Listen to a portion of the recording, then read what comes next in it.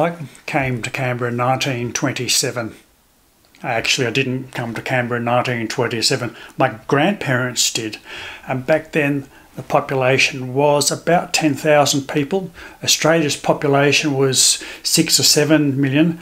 Well, today's Canberra population is nearly 400,000. And Australia's population over 25 million. So what does that kind of growth do to a city? And it's less than 100 years, so it's actually not that long, really. Well, here's a really obvious one. Health system under intense pressure with capacity issues. Wow. So hospitals, medical services struggling to keep up. Here's another one. People have to live somewhere, right? So Woden reaches $1 million median. $1 million median for a house. Wow. That's a lot of money. And if you're a young family in a low income group, you've got kids, people really struggling to buy a house. The Australian dream, remember that? House ownership? Well, of course, that also affects the rents. And here's one.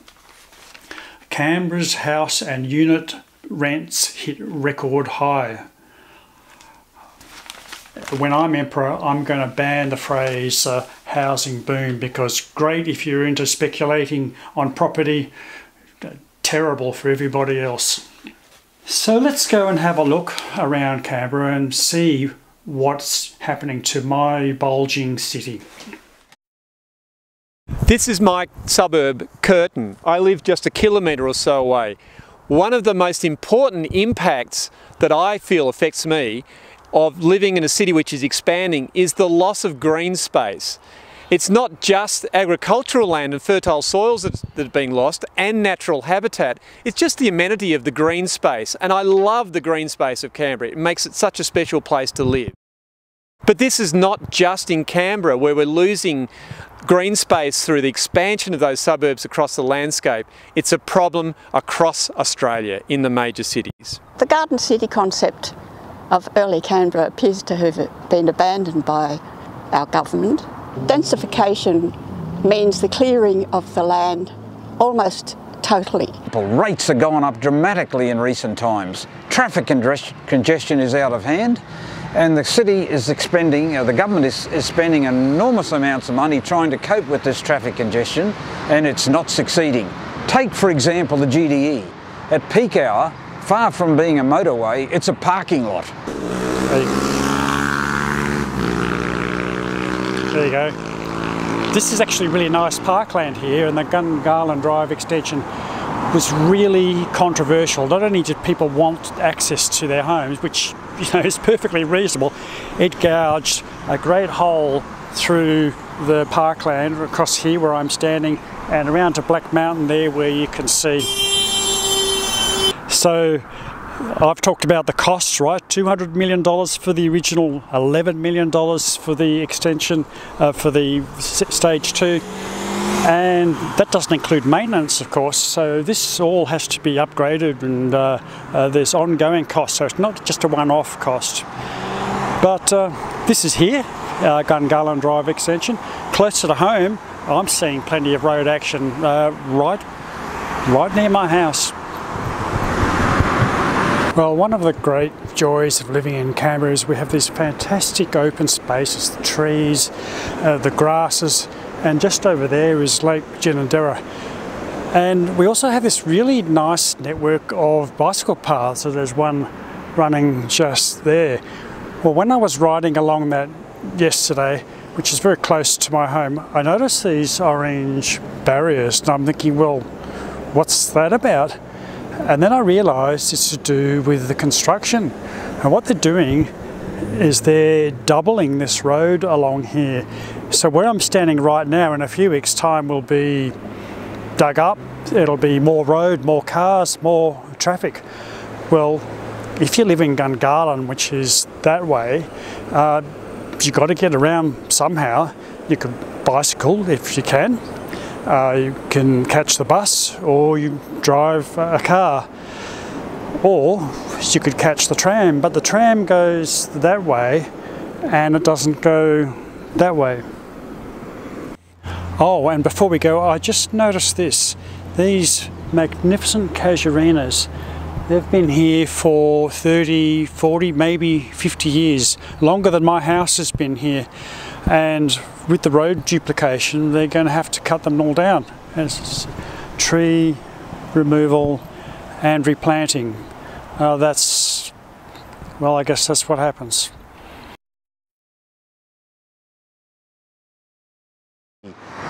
Here we have the light rail system, which is extremely expensive. Unfortunately, it's not the best system for Canberra, but we appear to be saddled with it. The government has decided on this because of the rate of population growth in this city. If the city had been growing at a much more modest rate, we would not be needing such a massive new transport system. The government's admitted that there will be 4 years of massive traffic dislocation on the south side of the city. How can that be good for residents? How can that be sound expenditure? It clearly is not. You know, I find this really depressing. I remember when we first came to Canberra, my mum used to say, Canberra's like a big country town. Well, now look what's happening to it. And my workplace used to be just over there, and it seemed every time I looked around, there was one of these ghastly things popping up. Well, Australia's population is heading towards 39 million by 2060 and 50 million by 2100. Can you imagine what that's going to do to our cities? And it's not just here, it's right across the country. And maybe it's time for us to rethink big Australia. I've lived in Canberra 33 years. My concerns are that humanity, and particularly in wealthy countries, we're living way beyond the means of the planet. We're taking more than it can regenerate. A major city like Canberra needs water as a critical resource, and with a growing population, the need for water increases every year. And in Canberra, in a relatively dry area, we need to extract water from a large catchment, including we're taking water from the snowy mountains to deliver the water that people in Canberra need. So we have the Cotter Dam here, which was raised in recent years in part to expand that water supply, and it changes the environment, the water environment, our rivers, through inundating habitat, including for Macquarie perch, a threatened species, but completely changing the water flow and temperature downstream. So we have a very greatly changed habitat here. Raising dam walls is something that's very current also in Sydney, because the Warragamba Dam is proposed to raise the height of the wall to protect suburbs due to increasing and expansion of the city on the floodplains. But that potential increase in the height of the dam wall would inundate 6,000 hectares of both Indigenous heritage as well as natural habitat in a World Heritage Area.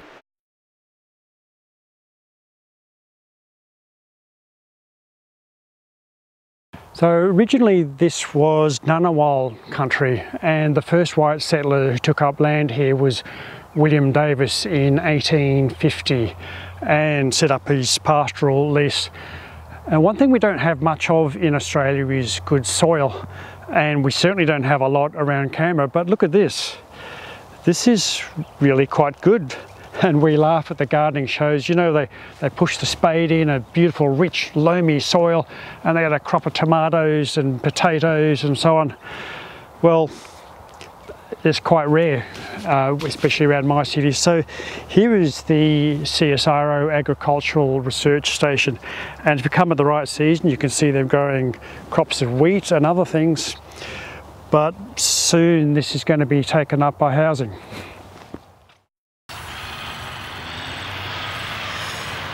I'm standing here in front of one of the tallest buildings in Canberra, one of the many that are built in the Belconnen Town Centre. There are 5 of these tall buildings.